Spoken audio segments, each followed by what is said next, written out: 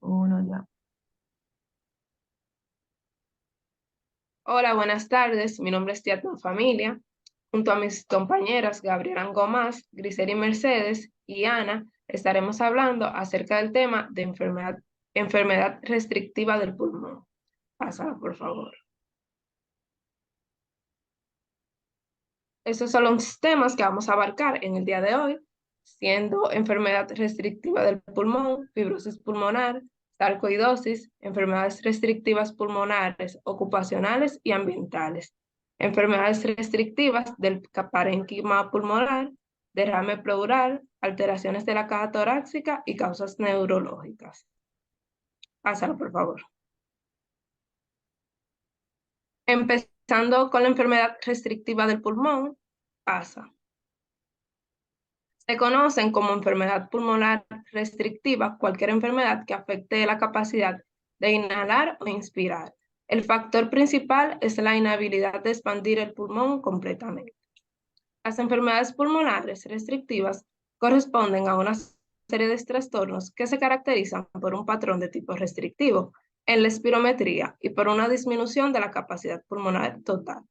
Estas enfermedades pueden originarse tanto en el parénquima pulmonar, siendo enfermedades intrínsecas, como fuera del parénquima, siendo enfermedades extrínsecas, ya sean por alteraciones en la caja torácica o por causas neurológicas. Pásala, por favor. Las enfermedades, paso.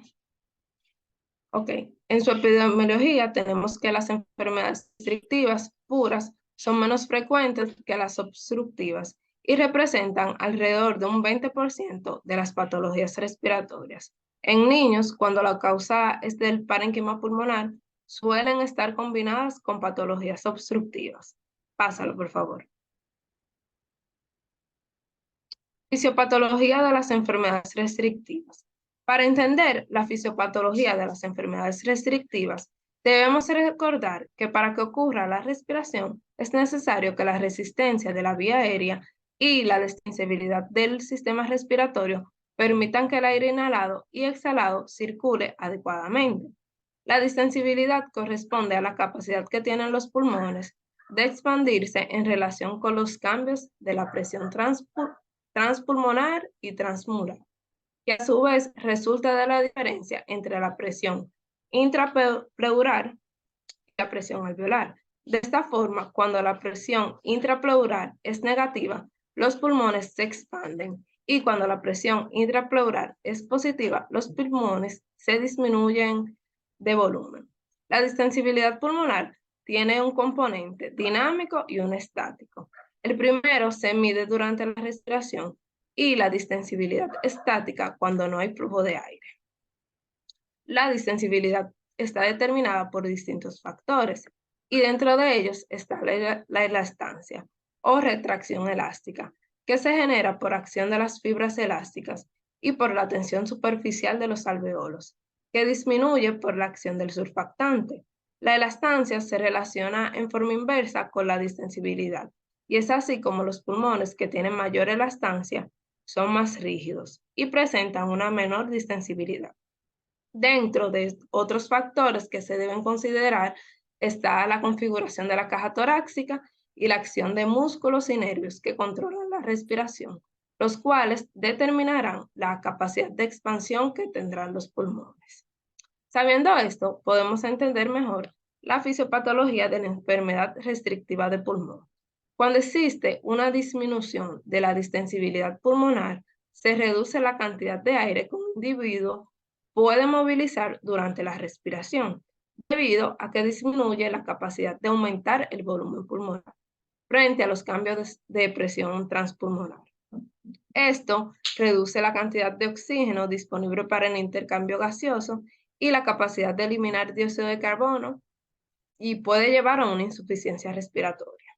Los mecanismos fisiopatológicos involucrados en las enfermedades restrictivas se podrían clasificar de la siguiente manera.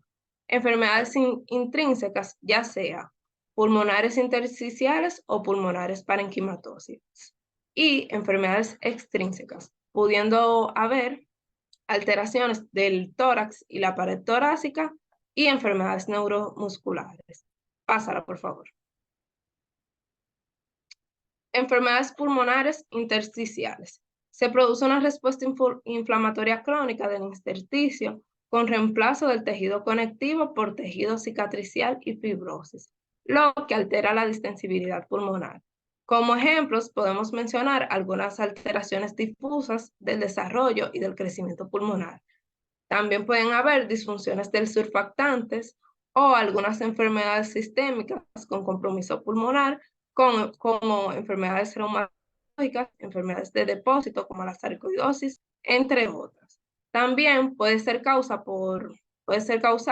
por algunos fármacos como los utilizados en quimioterapia o en insuficiencia cardíaca, así como la radioterapia. En todas ellas se produce una remodelación del intersticio y los espacios que alteran la distensibilidad. Pásalo, por favor. También hay enfermedades intrínsecas como enfermedades pulmonares parenquimatosas. Aquí se incluye a enfermedades que afectan el parenquima pulmonar, que evolucionan con inflamación crónica y reemplazo del tejido normal por tejido cicatricial, con desarrollo de fibrosis. Podemos incluir en este grupo algunas enfermedades infecciosas y procesos postinfecciosos, causantes de neumonía intersticial, enfermedades pulmonares crónicas, como la fibrosis quística, displasia broncopulmonar, neumonía eosinofílica, neumonitis por hipersensibilidad, así como el síndrome de distrés respiratorio agudo, entre otras. En las enfermedades intrínsecas se produce restricción como consecuencia de un proceso inflamatorio crónico y desarrollo de fibrosis pulmonar. En esos procesos hay activación de fibroblastos con aumento de la producción de colágeno que se deposita en alveolos, intersticios y en capilares pulmonares. Debido a la fibrosis, se generan alteraciones en la difusión de gases, alteración en la relación ventilación-perfusión y aumento del cortocircuito intrapulmonar, causantes de la hipoxemia e insuficiencia respiratoria. Pásalo, por favor. Dentro de las enfermedades extrínsecas pueden ser por alteraciones del tórax y la pared torácica. En estos casos, la expansión pulmonar se ve restringida, dificultando la entrada y salida de aire durante la respiración, reduciendo así los volúmenes pulmonares. Aquí se incluyen a deformidades torácicas importantes, como la escoliosis grave o otras malformaciones del tórax. Pásalo, por favor. En las enfermedades neuromusculares corresponden a diversas condiciones que afectan a los músculos y nervios que controlan la función respiratoria y que llevan a una disminución de la expansibilidad de la caja torácica y los pulmones. Dentro de ellas podemos mencionar la distrofia muscular de Duchenne, la atrofia muscular espinal, algunas miositis, miastenia gravis o síndrome de Guillain-Barré y la distrofia muscular completa, entre otros. En las enfermedades extrínsecas, la restricción ocurre secundario a la alteración en la expansión pulmonar y reducción de la cantidad de aire que se puede movilizar durante la respiración. La insuficiencia respiratoria en estos casos se debe a hipoventilación alveolar, independientemente del mecanismo involucrado. En todas las enfermedades restrictivas, los músculos deben trabajar más para lograr una ventilación adecuada y el organismo debe recurrir a mecanismos compensatorios. Con el tiempo, estos pueden resultar insuficientes y llevar al paciente a una insuficiencia respiratoria. Pásala, por favor. Las manifestaciones clínicas de la enfermedad restrictiva del pulmón, los síntomas y signos presentes en estas son inespecíficos y pueden variar dependiendo de la causa subyacente. Cada condición tiene su propio cuadro clínico, pero generalmente presentan una evolución insidiosa de síntomas, siendo la disnea el síntoma cardinal. En general, las enfermedades pulmonares restrictivas se caracterizan por cambios clínicos consistentes con cambios pulmonares restrictivos, más que obstructivos, aunque algunas personas tienen ambos componentes. Las personas con esta enfermedad tienen disnea, taquipnea y en algún momento cianosis, sin evidencia de sibilancias o signos de obstrucción de las vías respiratorias. Suele haber un inicio insidioso de dificultad respiratoria que al principio se presenta durante el ejercicio y puede avanzar al punto en el que la persona queda incapacitada por completo. Por lo común, una persona con una enfermedad pulmonar restrictiva respira con un patrón de respiración taquipneico, en el que la frecuencia respiratoria se incrementa y el volumen corriente se reduce. Este patrón respiratorio sirve para mantener el volumen por minuto, pero reduce el trabajo respiratorio porque implica menos trabajo para mover aire por las vías respiratorias, con una tasa mayor de la que se requiere para distender un pulmón rígido a fin de acomodar un volumen corriente más grande. Es posible que se desarrolle tos no productiva, en particular con la exposición continua al irritante inhalado, junto con dedos en palillo de tambor de manos y pies. Pásalo, por favor. Para el diagnóstico, frente a la sospecha de una enfermedad restrictiva, deben solicitarse pruebas de función pulmonar. Eso es lo primero. La evaluación inicial, y muchas veces la sospecha se inicia con la espirometría. Al detectarse una relación entre el volumen respiratorio forzado en el primer segundo y la capacidad vital forzada normal o aumentada, con disminución de la capacidad vital forzada por debajo del límite inferior normal, según los valores de referencia, con volumen expirado máximo del primer segundo, que puede estar disminuido o normal. Cuando la espirometría sugiere una enfermedad restrictiva, el estudio debe completarse con pruebas objetivas de medición de volúmenes pulmonares y certificar la reducción de la capacidad pulmonar total por debajo del límite inferior normal a través de plestimografía o lavado de gases. Pasa, por favor. Además, debe de evaluarse la capacidad de disfunción a través de pruebas de disfunción de monóxido de carbono que permitirán orientarnos mejor a la etiología. Con todas estas pruebas podemos definir un clásico patrón restrictivo. Entonces, junto con las pruebas de función pulmonar, deben solicitarse estudios de imágenes, partiendo por la radiografía de tórax, que permite evaluar la forma del tórax, la presencia de tejido cicatricial y la reducción del volumen pulmonar. La imagen característica en presencia de fibrosis pulmonar avanzada es la imagen en panal de abeja.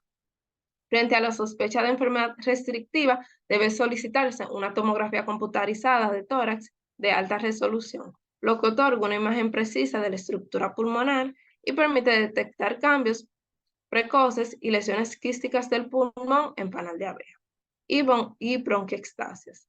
Otros estudios de imágenes como la resonancia magnética de tórax o la tomografía por emisión de positrones permitirán evaluar la estructura y función pulmonar con mayor detalle, pero no son de uso habitual. Según la severidad y evolución de la enfermedad, se debe completar la evaluación del paciente con gases arteriales, saturometría continua y polisomnografía, los que proporcionarán información sobre la eficacia del intercambio gaseoso y determinan la presencia y gravedad de la insuficiencia respiratoria. El estudio específico destinado a determinar la etiología de la restricción dependerá de la presentación clínica, la gravedad de los síntomas y la evolución de cada paciente. Pasa, por favor.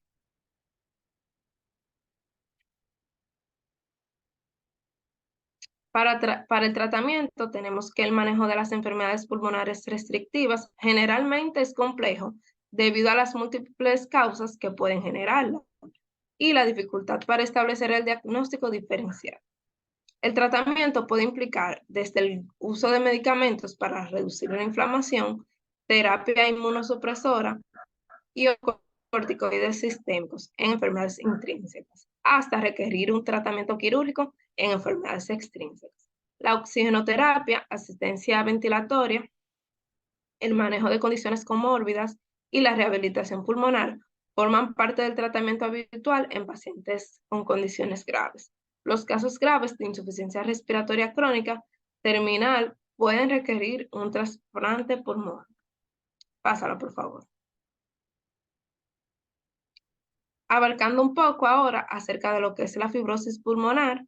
La fibrosis pulmonar idiopática también es conocida como fibrosis pulmonar intersticial o alveolitis fibrosante criptogénica. Es una enfermedad poco frecuente de causa desconocida, caracterizada por inflamación crónica de las paredes alveolares que causa fibrosis intensa, difusa y progresiva y destrucción de la arquitectura pulmonar normal. Pásala, por favor.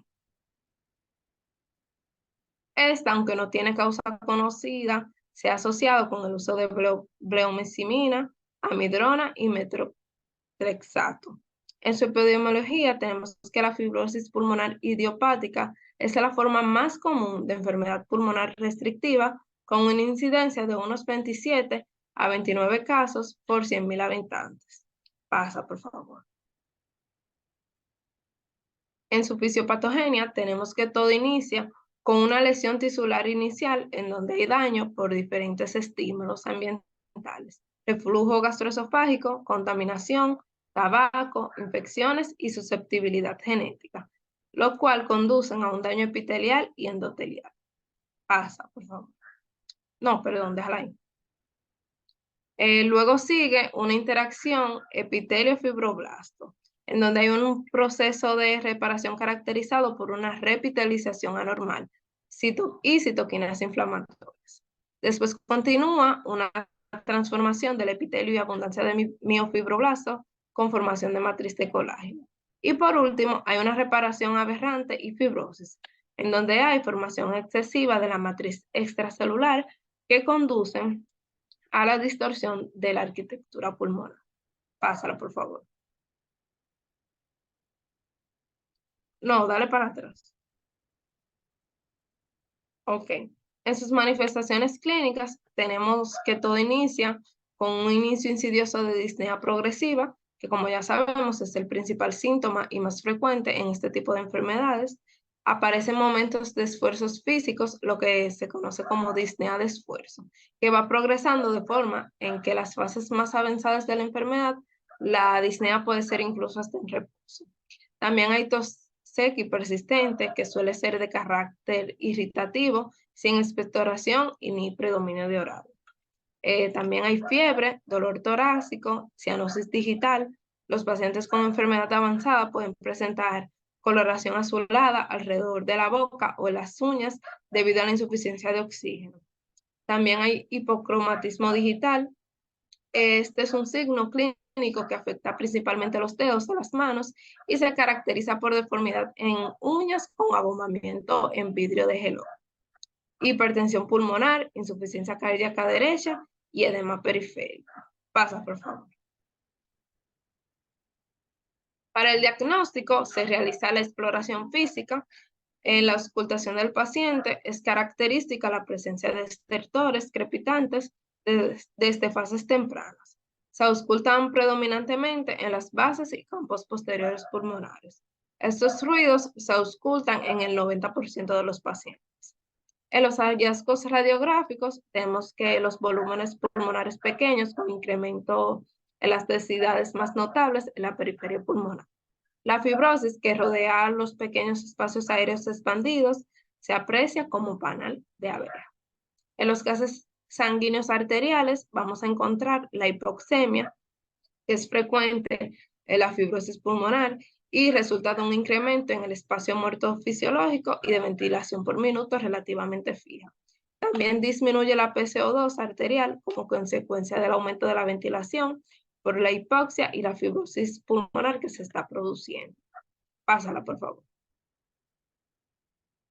Por último, para el tratamiento de esta enfermedad, es necesario retirar factores predisponentes identificados. Si se identifica un ambiente predisponente, debe retirarse al paciente del mismo. También manejos sintomáticos de los problemas pulmonares y por último, se puede realizar un programa de ejercicios gradual. Hasta aquí mi parte, los dejo con mi compañera, Gabriel.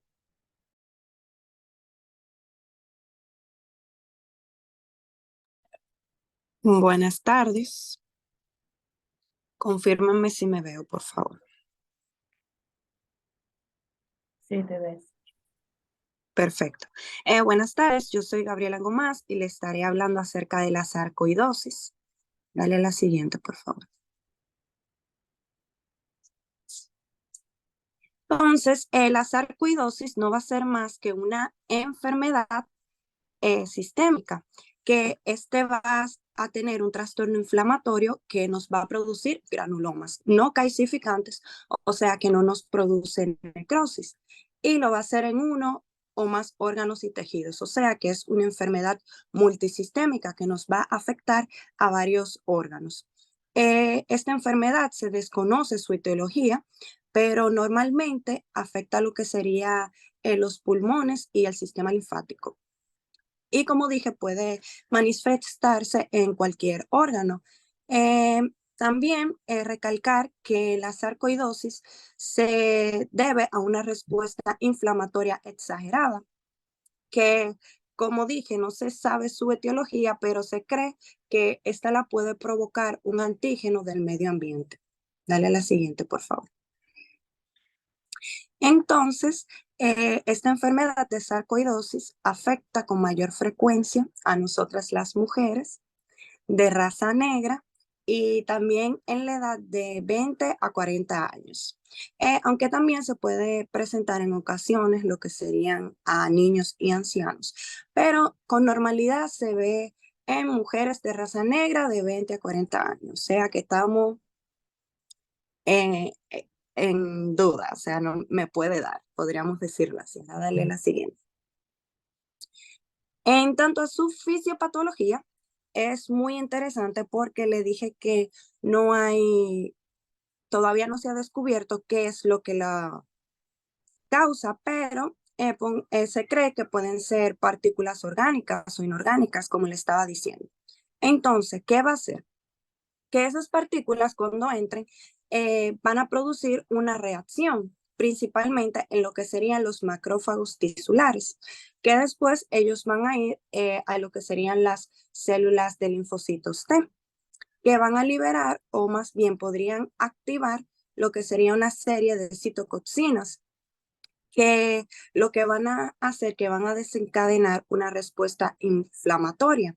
Entonces, ellas lo que van a hacer es que se van a agrupar rodeando a la gente patógena. Ella dice, bueno, si yo a ti no te puedo destruir, pues yo te voy a envolver, te voy a encapsular para que así tú no puedas seguir haciéndonos más daño. Y por eso es que se forma el granuloma, que este puede terminar en fibrosis y aunque también este puede mejorar sin ningún tipo de tratamiento o se pueden también administrar algunos medicamentos. Entonces, como le decía, esta enfermedad es multisistémica que nos va a afectar a muchos órganos y de aquí también serían presentados sus manifestaciones clínicas. Dale a la siguiente. Ejemplo, si nos afecta lo que sería el pulmón, podríamos mostrar lo que sería tos, disnea, sibilancias. En la piel nos pueden aparecer máculas erimatosas con bordes irregulares. En los ojos nos puede presentar uveitis.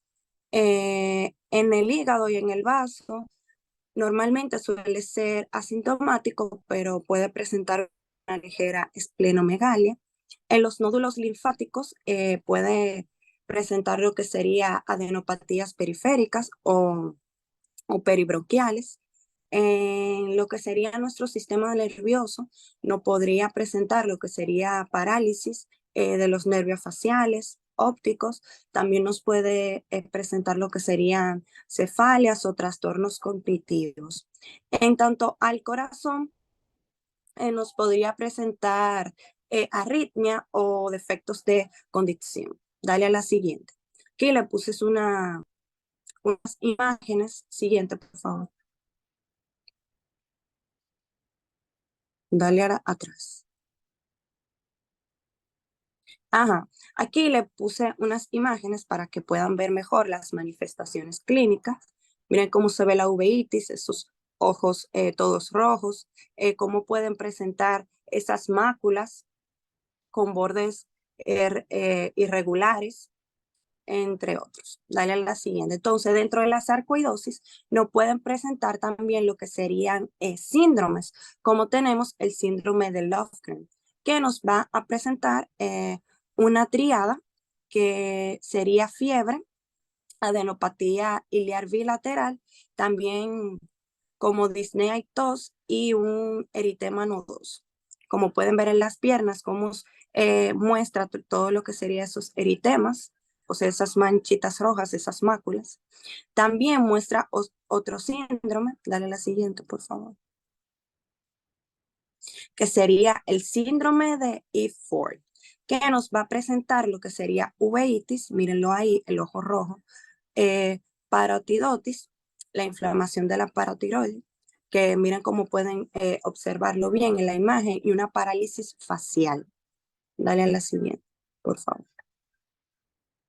También nos puede presentar lo que sería el lupus pernio, también el síndrome de Diamond-Rossi, que puede presentar nódulos duros, fibróticos, cicatrizales, no dolorosos, que pueden también ser móviles, como se ve en la imagen en la mano, entre otros síndromes. Dale a la siguiente, por favor. Entonces, dentro de sus diagnósticos y tratamientos, tenemos que para diagnosticarlos es recomendable hacerle estudios de tórax, también biopsia. Podríamos hacer exclusión de otros trastornos granulomatosos, porque como le dije, la sarcoidosis es una enfermedad granulomatosa. Dentro de sus tratamientos tenemos darle medicamentos antiinflamatorios no esteroides, también corticosteroides, inmunopresores y anticuerpos de antifactor de necrosis tumoral A. Dale a la siguiente. Entonces, ahora yo le estaré hablando acerca de las enfermedades pulmonares restrictivas, ocupacionales y ambientales. Bueno, ¿qué son estas enfermedades? Bueno, son las que están relacionadas a cuando nosotros nos encontramos expuestos a sustancias perjudiciales en nuestro medio ambiente o en nuestro entorno laboral. Dale a la siguiente.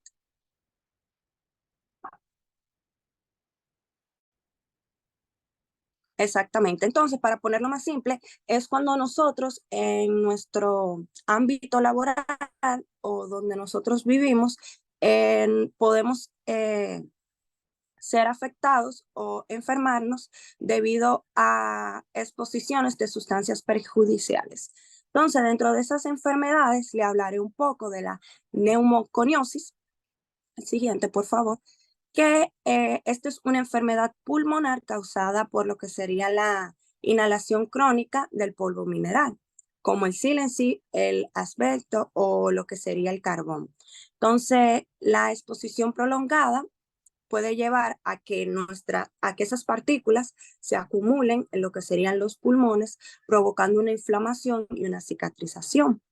Entonces, tenemos que si nosotros tenemos una inhalación constante de estas partículas minerales, va a conducir a que se acumulen los pulmones, ¿verdad? Entonces, eso va a desencadenar una respuesta inflamatoria crónica con las células inmunitarias ¿qué van a hacer?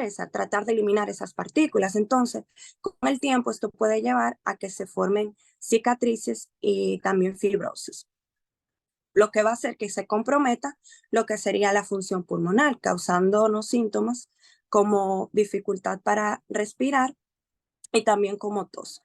Entonces, dentro de sus manifestaciones clínicas sería una tos crónica, también puede presentar disnea, o sea, una dificultad para respirar, porque imagínense que en nuestro pulmón esté acumulado todas esas partículas, se nos va a dificultar. Entonces también puede provocar fatiga, opresión del pecho, perdón, sibilancias, también puede provocar cianosis, entre otros. Entonces, dentro de sus tratamientos, podríamos ver una rehabilitación pulmonar si es necesario, evitar la exposición, sería lo primero. y cuidados paulativos. Entonces, dentro de otras enfermedades que podemos encontrar aquí, ocupacionales y del medio ambiental, podría ser una asma ocupacional, también la mesotelioma, también tenemos una hipersensibilidad pulmonar y también una fibrosis pulmonar. Hasta aquí mi exposición, muchas gracias. Buenas tardes, mi nombre es Grisely Mercedes y yo le estaré hablando acerca de las enfermedades del parénquima pulmonar. Bueno, ¿qué es el parénquima pulmonar? Es donde se produce el intercambio gaseoso y está compuesto por los bronquiolos respiratorios, eh, los conductos alveolares, sacos alveolares y alveolos.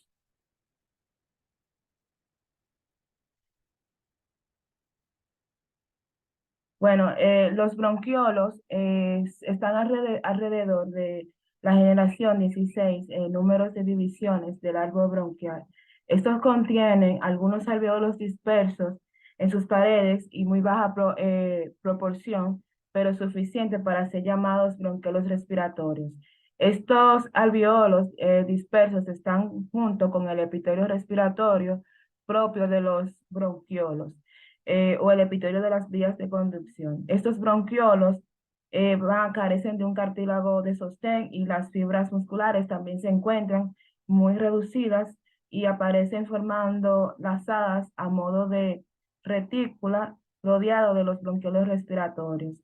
Bueno, en los conductos alveolares, estos lo encontramos en un mayor número de alveolos en sus paredes, reduciéndose de forma significativa la proporción de epitelios respiratorios. Estos podemos localizarlos a partir de la generación 20.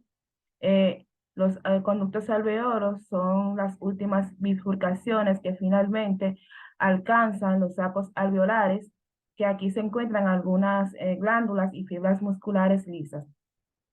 En los sacos alveolares, como ya hemos mencionado anteriormente, estos comunican los conductos alveolares por medio del atrio o puerta de entrada con los sacos alveolares.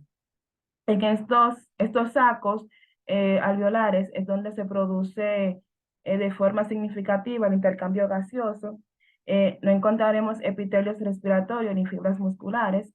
En el pulmón encontramos más de 20 millones de sacos alveolares. En ellos están los alveolos respiratorios, cuyas características histológicas son imprescindibles para un correcto intercambio de gases. Esa área tan especial es la membrana respiratoria.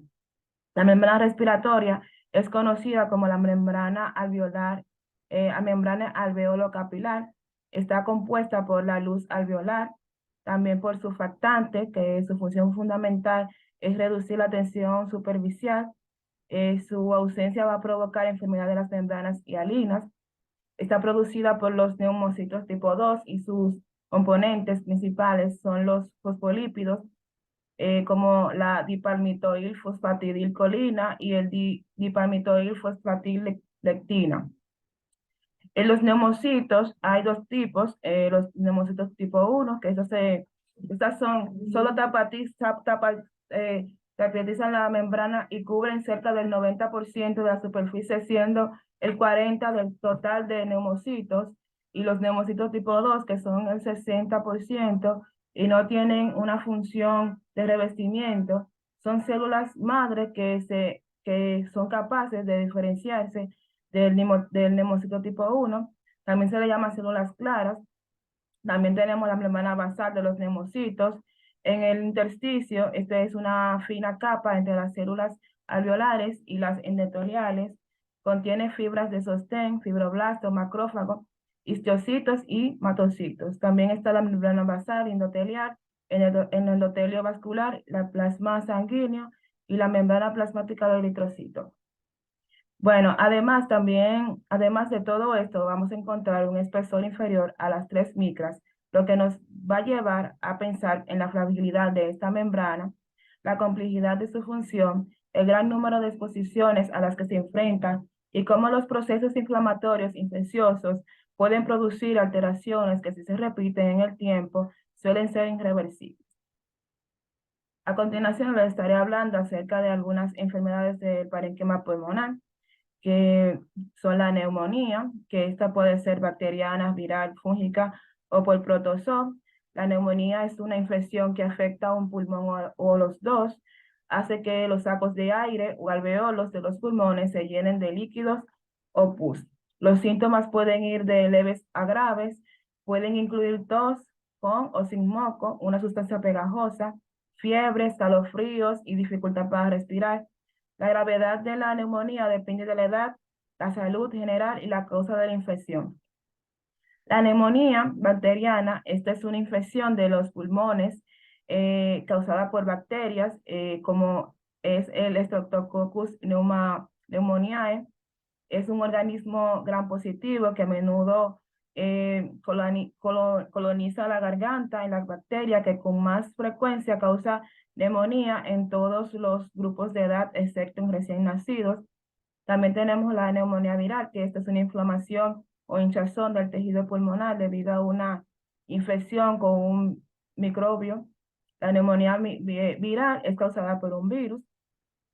La neumonía fúngica, que este es un tipo de neumonía causada por los hongos Pneumocystis jirovesi.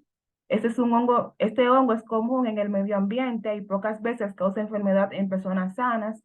Sin embargo, pueden causar una infección pulmonar en personas con un sistema inmunitario debilitado debido a un cáncer. Y por último, tenemos la neumonía por protozoos. Esta es la más grave. Es producida por el Pneumocystis carinii, que afecta sobre todo a los pacientes con SIDA y otros inmunodeprimidos. Para diagnosticar una neumonía, el proveedor de atención médica va a repasar los antecedentes médicos, se realiza un examen físico y solicita estudios de radiografía de tórax.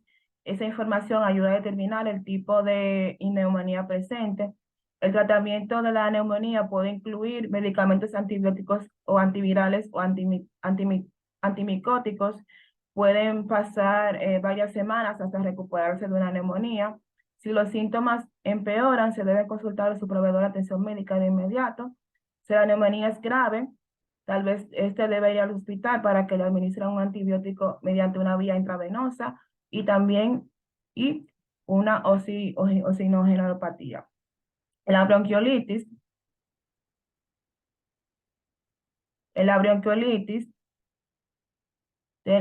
son producidas por un virus, sobre todo, son producidas por virus, sobre todo el adenovirus y el VRS.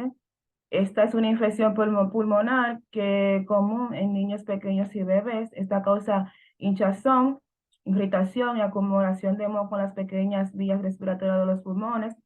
Estas vías respiratorias pequeñas se denominan bronquiolos. La causa de la bronquiolitis casi siempre es por virus. Esta comienza con síntomas parecidos a los de resfriado común, pero luego comienza a empeorar y al respirar causa tos y un sonido agudo tipo silbido llamado sibilancia. A veces los niños tienen dificultades para respirar. Los síntomas de la bronquiolitis pueden durar de 1 a 2 semanas, pero a veces dura más tiempo. Tenemos la neumoconiosis, que son infecciones que afectan al parénquima pulmonar, que por exposición a sustancias inertes con alta capacidad fibrogenética, como el albexo, la silicio y el carbón. Muchas son consecuencias de la exposición laboral. Lo peor de esta enfermedad es que no tiene cura, por lo que eliminar su exposición es la única forma de prevenirla. La causa de esta enfermedad se presenta en 2 formas, simples y complicadas, también llamada fibrosis masiva progresiva o FMP. El riesgo de presentar neumoconiosis depende del tiempo que usted haya estado cerca del polvo del carbón. La mayoría de las personas con esta enfermedad tienen más de 50 años. El tabaquismo no aumenta el riesgo de presentar esta enfermedad, pero puede tener un efecto dañino adicional sobre los pulmones. Si la neumoconiosis se presenta con artritis reumatoide, se denomina un síndrome de Kaplan. Los síntomas que pueden incluir estas son tos, dificultad respiratoria y tos con esputo negro. Los exámenes pueden incluir radiografía del tórax, tomografía computarizada, del tórax y prueba de función pulmonar. El tratamiento, puede incluir cualquiera de los siguientes según lo grave que sean los síntomas, medicamentos para mantener las vías respiratorias abiertas y reducir el moco, rehabilitación muscular para ayudarlo a aprender maneras para respirar mejor y oxigenoterapia. También debe evitar seguir exponiéndose al polvo del carbón. Tenemos las que son las neoplasias, que son carcinomas que pueden aparecer en cualquier célula epitelial, afectando en gran medida los pulmones. Esto es debido a la exposición a la gran cantidad de productos carcinogénicos que existen en los medios urbanos, como humos, industrias, rurales, pesticidas, humos de quemas, etcétera, y el consumo de tóxicos como el tabaco, entre muchos otros. También algunas enfermedades sistémicas, como muchas enfermedades que terminan por lesionar nuestros pulmones, como es el caso de enfermedades reumáticas, vasculitis o autoinmune o septicémicas. En el derrame pleural, esta es una acumulación de líquido entre los tejidos que recubren los pulmones y el tórax. El líquido puede acumularse alrededor de los pulmones debido a un bombeo deficiente del corazón o una inflamación. Los derrames pleurales suelen clasificarse como dos, en trasudados y exudados. Los derrames trasudativos son causados por una combinación de un aumento de presión hidrostática y una disminución de la presión oncótica del plasma. La insuficiencia cardíaca es la causa más frecuente, seguida por la cirrosis con ascitis y por la hipoalbuminemia, en general debido a un síndrome nefrótico. En los derrames exudativos son causados por procesos locales que conducen a la mayor permeabilidad capilar, que produce un exudado de líquidos, proteínas, células y otros componentes de suero. Las causas son variables. Los más comunes son la neumonía, el cáncer, la embolia pulmonar, la infección viral y la tuberculosis. Los tipos de derrames: tenemos derrame quiloso o quilotórax, derrame quiloformes o colesterol o pseudoquilosos. Tenemos el hemotórax, el epiema, el pulmón atrapado o encarcelado, derrames introgénicos y derrames sin causas. En los derrames quilosos, esto es un derrame blanco o lechoso con aumento de contenido de triglicéridos causado por una lesión traumática o neoplásica, más a menudo por linfomatosa. En el conducto torácico, el derrame quiloso también se produce en el síndrome de la vena cava superior. Derrames quiliformes o colesterol o pseudoquiloso se parecen a los derrames quilosos, pero tienen concentraciones bajas de triglicéridos, pero tienen y elevadas de colesterol. Se creen que los derrames quiliformes se deben a la liberación de colesterol a partir de la lisis de los eritrocitos y los neutrófilos en los derrames de larga evolución, cuando está bloqueada la absorción por una pleura engrosada. Las causas más frecuentes son la pleuritis reumatoide y la tuberculosis crónica. En el hemotórax es la presencia de sangre en la cavidad pleural, es decir, entre la pared torácica y el pulmón. La causa más común es un traumatismo torácico. Para realizar el tratamiento, primero se ha de estabilizar el paciente y después se detiene el sangrado y se extrae la sangre y el aire del espacio pleural. En el epiema, esta es la presencia de pus en el espacio pleural. Puede aparecer como complicación de una neumonía, una toracotomía, abscesos pulmonar, hepático o subdiafragmático, o un traumatismo penetrante con infección secundaria. El epiema de necesidad es la extensión del epiema a los tejidos blandos que produce la infección de la pared torácica y un drenaje al exterior. En el pulmón atrapado o encarcelado, este es un pulmón rodeado por una cubierta fibrosa causada por un epiema o por un tumor. Como el pulmón no puede expandirse, la presión pleural es más negativa que lo normal, lo que aumenta la transsudación del líquido desde los capilares de la pleura parietal. Normalmente, el líquido presenta características límites entre un trasudado y un exudado. Es decir, Los valores bioquímicos se encuentran dentro del 15% de los niveles límites de los criterios de Light para identificar los derrames pleurales exudativos. En los derrames iatrogénicos pueden deberse a la migración o a la colocación errónea de una sonda de alimentación en la tráquea o en la perforación de la vena cava superior por un catéter venoso central, que da lugar a la infusión del contenido de la sonda de alimentación o de la solución guarda dentro del espacio pleural. En los derrames sin causas, esto es evidente a menudo, se ve muy a menudo y se producen por émbolos pulmonares ocultos, tuberculosis o cáncer. En algunos derrames la etiología sigue siendo desconocida, incluso después de un estudio extenso, también conocida como pleuritis inespecífica. Se cree que muchos de estos derrames se deben a una infección viral. Los síntomas y signos del derrame pleural pueden incluir cualquiera de los siguientes, como son los dolor torácico, generalmente un dolor agudo que empeora con la tos o la respiración profunda. También tenemos tos, fiebre y escalofríos, hipo, respiración acelerada, dificultad para respirar y algunas veces no hay síntomas. Aquí en la imagen podemos observar derrames pleurales bilaterales leves en un paciente con linfoma de Hodgkin. La flecha va a señalar el mediastino y dilatado a causa del linfoma.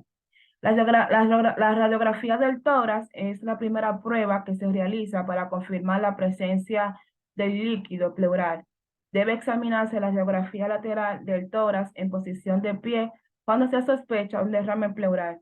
En esa posición, 75 mililitros de líquido producen el borramiento del ángulo costofrénico posterior. El borramiento del ángulo costofrénico lateral suele necesitar cerca de 175 mililitros, pero este puede requerir hasta 500 mililitros. Los derrames pleurales más grandes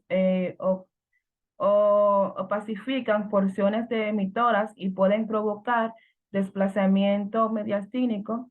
Los derrames mayores de 4 litros pueden causar la pacificación completa del hematoras y desplazamiento mediastínico hasta hacia el lado colateral.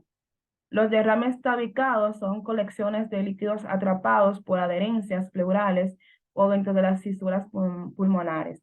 Estudios por imanes adicionales son la radiografía de tórax en decúbito lateral o la ecografía. Deben realizarse si no está claro una densidad radiográfica representa líquidos o infiltrados parenquimatosos o si los líquidos sospechosos está ubicado o influye libremente.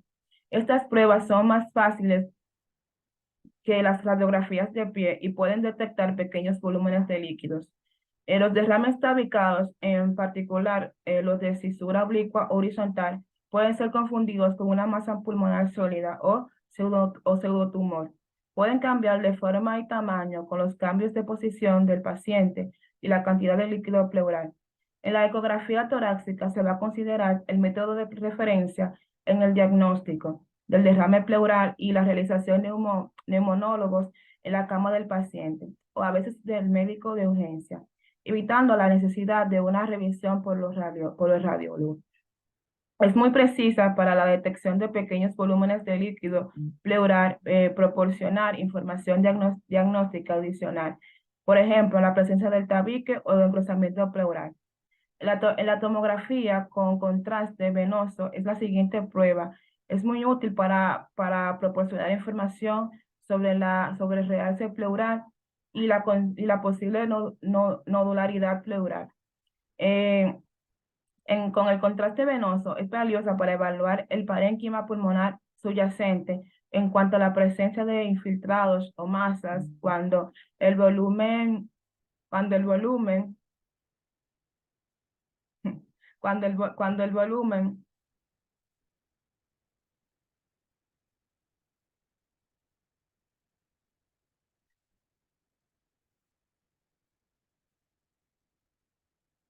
cuando hay presencia de infiltrados o masas, el pulmón está oculto por el derrame cuando el detalle de la radiografía del tórax es suficiente para distinguir el líquido tabicado de una masa sólida.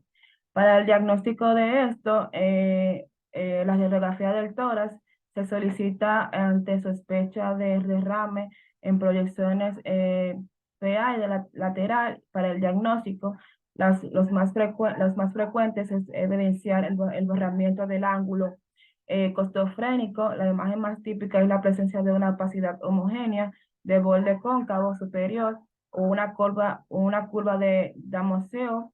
En un derrame masivo se aprecia la opacidad de todo un hemotórax con desplazamiento colateral del mediastino. En la ecografía torácica es la prueba más sensible para detectar derrame pleural y útil para detectar formas atípicas como derrame loculados o encapsulados. Para la toracocentesis, si se confirma la presencia del líquido pleural libre, se debe realizar una toracocentesis, se debe realizar un estudio bioquímico, microbiológico y cistológico. También se realiza una biopsia pleural si se realiza cuando no se ha llegado al diagnóstico etiológico del exudado con la toracocentesis. Si la biopsia pleural tampoco se diagnostica, se realiza la toroscopía con tema de biopsia dirigida. Para el tratamiento de los síntomas del trastorno subyacente, drenaje de algunos derrames sintomáticos y otros tratamientos para derrames para neumónicos y malignos. En general, el derrame en sí no precisa tratamientos si es asintomático, porque muchos derrames se reabsorben espontáneamente cuando es tratado el trastorno subyacente, en especial aquellos debidos a neumonías sin complicaciones, embolia pulmonar o cirugía. El dolor pleurítico suele controlarse con medicamentos antiinflamatorios, no esteroides u otros analgésicos orales. A veces se necesita un ciclo corto o de opiáceos orales. La toracentesis terapéutica en general alrededor de 1 a 1,5 litros en un solo tratamiento. Es suficiente en muchos derrames sintomáticos y puede repetirse para los derrames que se vuelven a acumular. No hay límites arbitrarios en la cantidad de líquido que se puede extraer. La eliminación del líquido puede continuarse hasta que el derrame esté drenado o el paciente exhiba sensación de opresión, dolor torácico o tos intensa. Los derrames crónicos recidivantes y que causan síntomas pueden tratarse con pleurodesis o drenaje intermitente con catéter permanente. Los derrames causados por neumonía o cáncer pueden necesitar otras medidas adicionales. Hasta aquí mi exposición. Buenas tardes.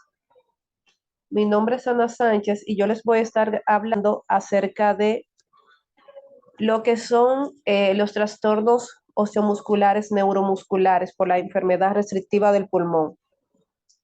Las enfermedades neuromusculares y las alteraciones de la caja torácica producen lo que es una alteración ventilatoria restrictiva, que finalmente desemboca en una insuficiencia respiratoria global.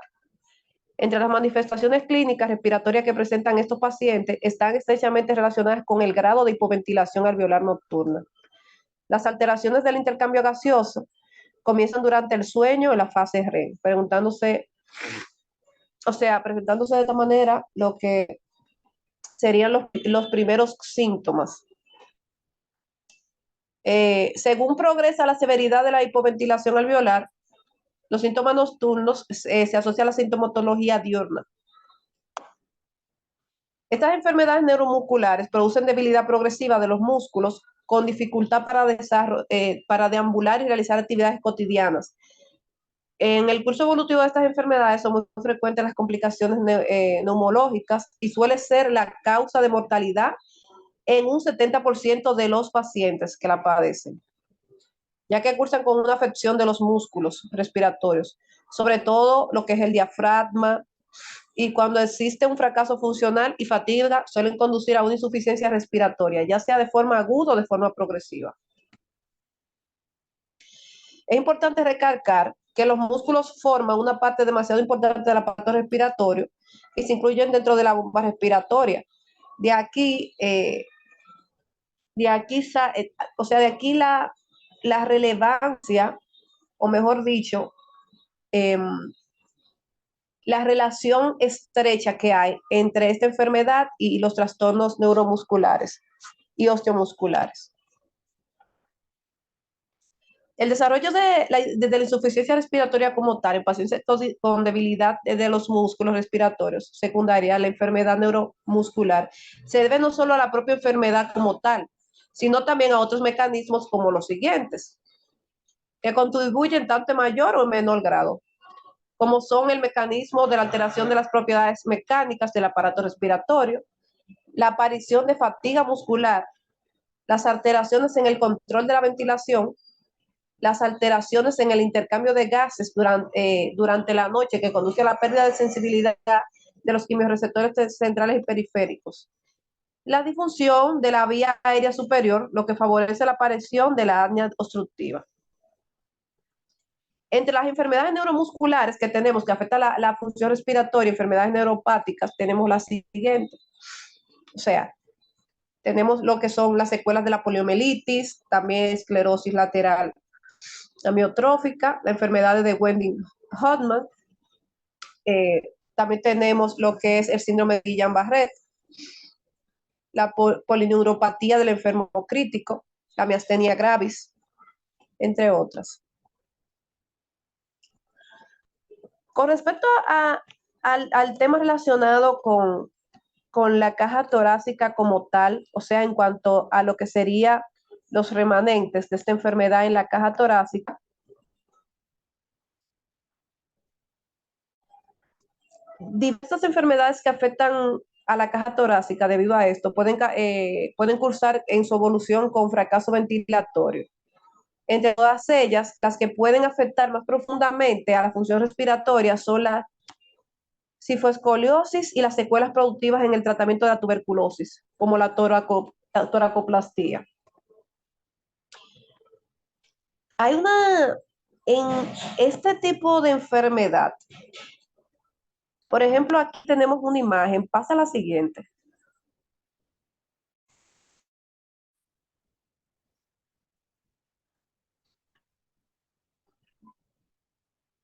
Pasa la siguiente, por favor. Aquí en esta imagen podemos ver una caja torácica que está en la que vemos una persona que posee dicha enfermedad y podemos ver cómo la caja torácica presenta cierta deformación, tanto en la parte superior como inferior. La siguiente, por favor.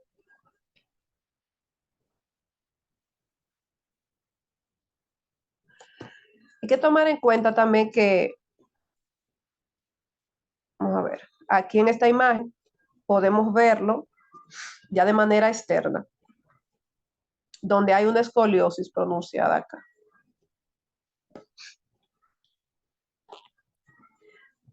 También tomar en cuenta que la toracoplastía consiste en la técnica quirúrgica de colapso para el tratamiento de las enfermedades respiratorias, que están directamente relacionadas también con esta enfermedad restrictiva o con estas enfermedades restrictivas, este grupo de enfermedades restrictivas respiratorias del pulmón.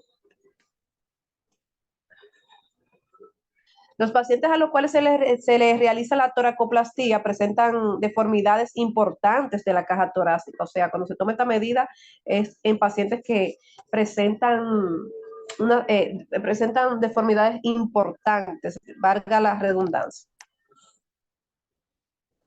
como la escoliosis, el engrosamiento pleural, y en su evolución suelen cursar con alineaciones de la ventilación y de la función muscular respiratoria. Y el origen de la insuficiencia respiratoria hipercárnica. Otras entidades como los fibrotoras también pueden cursar en su evolución con alteraciones de la ventilación. Entre el conjunto de enfermedades posibles existen entidades como son las hernias abdominales y enfermedades del tejido conectivo también, que también pueden alterar el funcionamiento de la caja torácica, pero son menos prevalentes estas últimas. El comienzo de los síntomas de esto suele ser tardío. En general suelen comenzar a partir de la quinta década de vida, desarrollando en los años posteriores el fallo respiratorio, principal causa de fallecimiento en estos pacientes.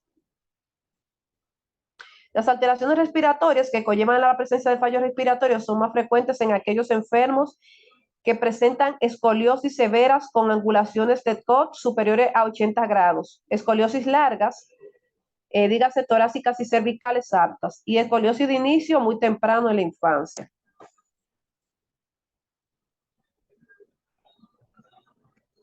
Las alteraciones en las propiedades mecánicas del sistema respiratorio van a originar lo que es una alteración ventilatoria restrictiva caracterizada por una disminución en los volúmenes pulmonares, en la capacidad pulmonar total, en la capacidad vital forzada, en la capacidad residual funcional y la capacidad vital, mientras que el volumen residual apenas se altera. La determinación seriada de la capacidad vital es un parámetro importante en lo que es el control evolutivo de estos pacientes con enfermedad restrictiva pulmonar. La presencia de valores inferiores a 1 litro se asocia a una mayor predisposición de presentar complicaciones respiratorias. En cuanto a algunos factores que tienen gran valencia en lo que es esta enfermedad, tenemos el patrón ventilatorio, que ya en estos pacientes se suele ver un incremento en la frecuencia respiratoria y una disminución del volumen corriente, y en consecuencia una respiración rápida y superficial. A medida que el volumen corriente se reduce, el espacio muerto aumenta. La respuesta ventilatoria al anhídrido carbónico puede estar disminuida proporcionalmente al grado de afectación de la caja torácica. Es decir, resumen, no se expanden por completo, porque la respiración, no se expanden por completo los pulmones y la respiración suele ser superficial. Por esto sucede. Entonces, esto va haciendo que se hayan lesiones en los músculos de esta zona. O sea, los músculos vayan perdiendo parte de su función, y de aquí la deformación como tal, como consecuencia. También la alteración entre la ventilación y la perfusión, dada la presencia de las microlactasias pulmonares y la existencia de fenómenos Schumm, que son dependientes del grado de curvatura de la columna. Aparece también la hipoxemia, que si es mantenida puede conducir al desarrollo de vasoconstricción pulmonar, hipertrofia ventricular derecha y col pulmonar. También tenemos anomalías del sueño, se pueden tomar entre los factores predisponentes. De igual forma que la enfermedad neuromuscular, los pacientes con deformidad torácica sufren una disminución del tiempo total del sueño. Predomina el sueño superficial con múltiples despertares y reducción del sueño REM. Existen múltiples desaturaciones tipo valle, predominantes en los periodos del sueño REM, con descenso de la ventilación, o sea, que hay una hipoxemia e hipercapnia. O sea, en los enfermos toracógenos, los episodios de hipoventilación se pueden acompañar de años centrales, sobre todo en las fases REM del sueño. El cambio en la morfología y la estructura torácica cambia la alineación de las fibras musculares, y aquí hay un aumento del trabajo respiratorio para mover un tórax rígido. Los músculos se encuentran en unas condiciones mecánicas desfavorecidas, y ello se traduce en una caída de las presiones máximas inspiratorias. Para la clínica y el diagnóstico de esto, va a ser la siguiente. Entonces ya lo hablamos. La siguiente. A la anterior, por favor. Exacto. Para lo que es la clínica y el diagnóstico de esto, los pacientes con estas alteraciones radiológicas, donde la clínica predomina en la hipercapnia y los síntomas de hipoventilación, dígase también cefalea y disnea, desde un punto de vista clínico son muy superponibles a las alteraciones que encontramos en la enfermedad neuromuscular, teniendo en cuenta que los músculos respiratorios se encuentran más conservados, por lo que los problemas relacionados con el manejo de secreciones solo aparecen en enfermos con con enfermedades neuromusculares muy bajas. El tipo de alteración observado habitualmente es el restrictivo. Esto se comporta en un volumen pulmonar pequeño, mayor trabajo respiratorio, alto costo energético, hipoxemia, acidosis respiratoria por hipoventilación inadecuada respuesta ventilatoria al estímulo hipóxico. Hay algo interesante, que el problema fundamental en el manejo de estos enfermos es la escasa reserva respiratoria, ya que las tareas cotidianas las realizan a capacidad máxima, lo que hace que incluso problemas leves como un incremento de peso, el tabaquismo y la coexistencia de una enfermedad obstructiva crónica, una EPOC, o una infección o una intervención quirúrgica sean causa de la descompensación respiratoria. Hasta aquí mi exposición. Hasta aquí nuestra exposición.